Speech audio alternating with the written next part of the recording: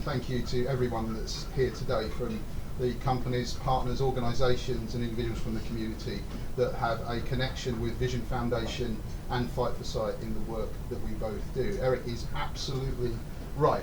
Mergers in the charity sector are rare. So we're unique in that sense that it's occurred, but we're also unique in something else that we're trying to create. We are fundamentally trying to build something new in the way that charities serving people with sight loss operate. We are here to save sight and to change lives. And we're here to do that ruthlessly, to do that efficiently, to make sure that every pound that somebody donates to us is made to work, always for impact. And we set out on this journey to do something, I think, that is not about us and who we are as an organisation, but is about what's going on in the lives of blind and visually impaired people, and that's going on in the science and services that serves blind and visually impaired people. We will change the world. We will save sight by investing. We are principally a grant funder.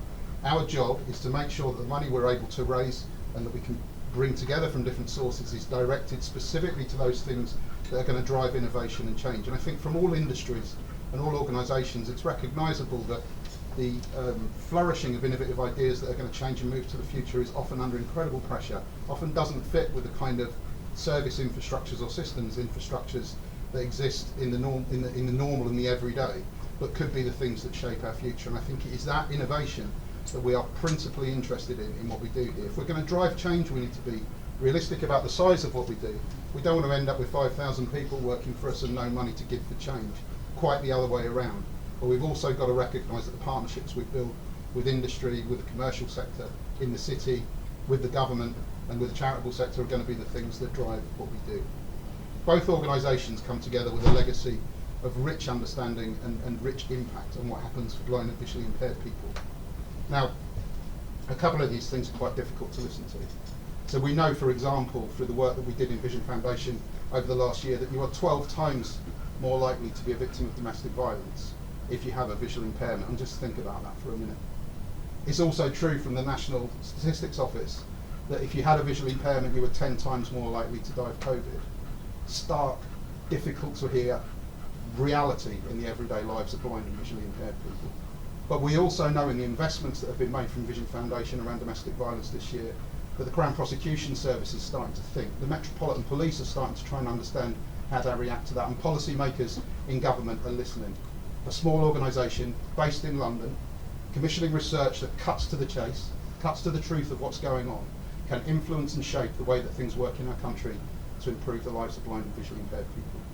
It's true also in the science, and you know, this isn't magical thinking that we can invest in treatments. We know from investments that we made into research with University of Oxford around choroideremia, which is a condition very similar to the one I've got. So it's where the retina at the back of your eye decays over time and prevents sight. We know the result of that treatment actually meant that Joe Pepper, who's one of our ambassadors, put away his white cane for good by participating in the trial. He's no longer a visually impaired person as a consequence of that science.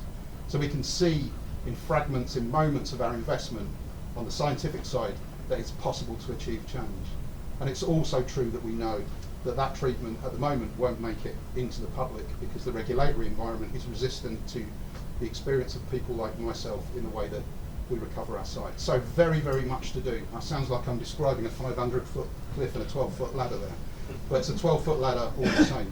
What we're setting out to do is to drive change. We are accountable for our impact and nothing else. We need to be ruthlessly efficient in the way we operate, and we cannot get any of this done without this community of people and the very many other people that support us out there. So thank you so much for being here today.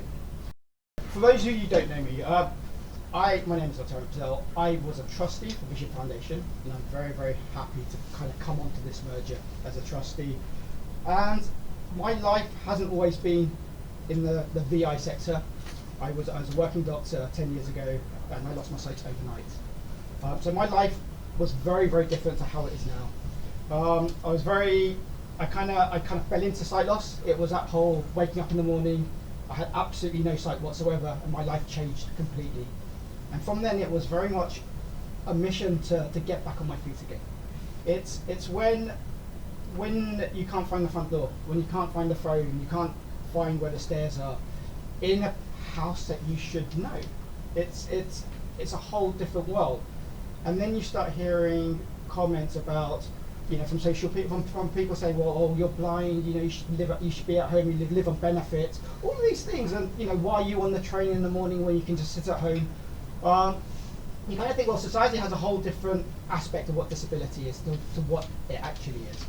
And I think if anybody says to me, you can't do this, it kind of fuels me. It's like, well, why can't I do this? Why should you tell me what my capabilities are? And when the position of a trustee came up in Vision Foundation, it was a charity that I was very, very kind of happy promoting and helping, and I felt that they needed more lived experience. And it's a charity that I felt that could make a difference. And since being a trustee in the charity, I feel we have made a difference. We've made a difference to people like me. To be able to hold our heads up high, go out to work, do what we want, have dreams, ambitions, and have a smile. Imagine waking up in the morning and people telling you what you can and can't do. That's not how life should be. Kind of from losing my sight to where I am now, my life is very different to how I thought it would be. But I've never been this happy. I've never smiled so much. I've never had these opportunities. I'm very lucky to have a platform that I could talk about sight loss in my everyday journey and sit around a table with people who can make a change for people like me, because I don't see myself any different to any of you guys. We're all in this room for one reason. It's to make a change. It's to shout out that sight loss shouldn't rule your life. It shouldn't be that kind of that burden you're carrying. It's nothing you should be ashamed of. If anything, having sight loss for me, I'm more driven. I'm more ambitious. I feel I can do anything. I'm invincible. Very much like what Keith says. The two of us, you kind of need you need to look up to someone. You need to. When I lost my sight, there was nobody I could really look up to and say, well, you're doing what I want to do. And kind of coming into the sight loss sector, I found there's thousands of us who are doing what we want to do every single day, not letting our sight loss stop us. We just need to be a little bit louder. As for like all charities, there's so many charities out there who are doing amazing work. I feel that Fight for Sight are doing absolutely fantastic when it comes to research. I found that Vision Foundation are doing brilliant when we're doing the whole grants giving and actually making a difference on the ground. It's not just talking about it, it's actually actioning it. And this morning I was talking to a few of you, and we were saying that it's not about talking, it's about action now. It's about time to actually show what we can do as a charity and what we will do as a charity. Dreaming high is fantastic, but we need to actually make a difference. And I feel the merger gives us an opportunity. We're bringing the research part of it, but we're also helping those who have got sight loss to live that life that they want to live, to make it easier. And we can't do it overnight. Like any campaign, it all takes time. It all needs those conversations. It needs those difficult conversations sometimes. But we're all in this room because we don't mind having those difficult conversations. But with Keith at the helm, I guess I feel very comfortable that we will make a difference. And that's why I'm here, to make a difference. So thank you for all of you for being in here and supporting the charities for whatever you do, because every tiny little thing does add up. And I feel confident that we will actually make a difference to those who are living with sight loss and going through the sight loss. And just the peer support, the help, and just the fact that we're seen doing something is making a difference already.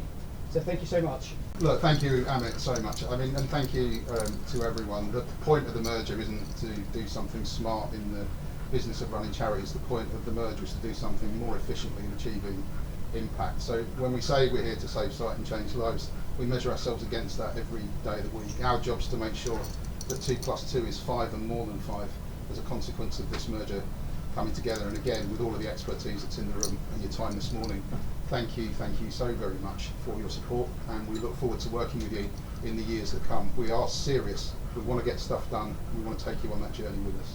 Thank you very much.